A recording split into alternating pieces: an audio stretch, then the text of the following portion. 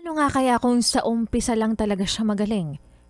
At ang hindi mo alam, ang relasyon na pinili mong ipaglaban ay malapit na palang magkaroon ng katapusan.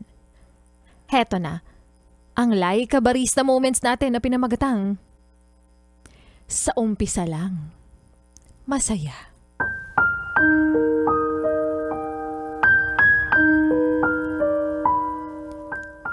Tama sila. Masaya naman tayong dalawa noong una. At sobrang kilig na kilig pa sa isa't isa noong una.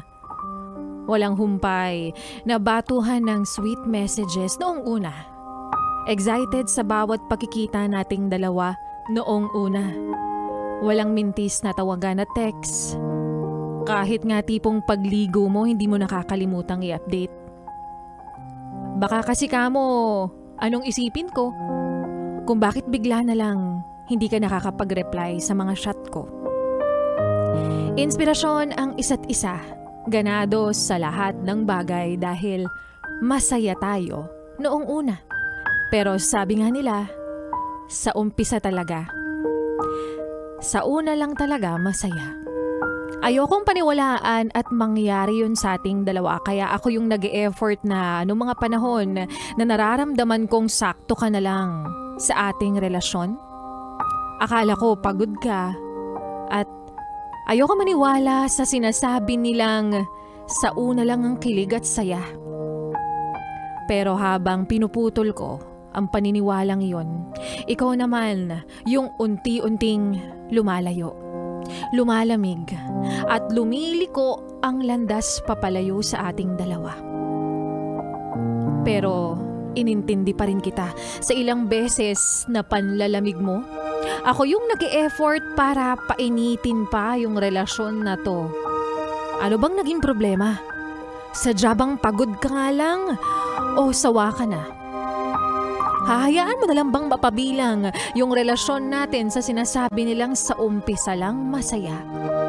Kasi ako ayoko. Pero kung hindi mo pa rin masabi kung ano yung dahilan ng panlalamig mo, sige. Hindi na kita pipilitin pa. Hindi na kita pipilitin pang bigyan ako ng panahon. Hindi na kita pipilitin pang bigyan ako ng atensyon. At hindi na kita pipilitin pa. Napuntahan ako, nakausapin ako o tawagan man lang ako. Hindi na kita pipiliting ipaalam sa akin kung nasan ka. Hindi na kita pipiliting pang batiin man lang ako sa araw ng monthsary nating dalawa. Hindi na rin kita pipilitin at kukulitin pa na ako lang sana. Hindi na kita pipilitin pang bigyan ako ng halaga. Sige, hindi ko na muna ipagsisiksikan yung sarili ko sa'yo. Pero huwag kang mag-alala. Dahil simula ngayon, hindi na kita pipilitin pa dahil hihintayin na lang kita. Pero ang pakiusap ko lang sa'yo,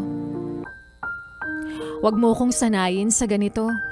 Huwag mo sana akong sanayin na wala ka sa tabi ko. At isang araw, mapagod na lang ako.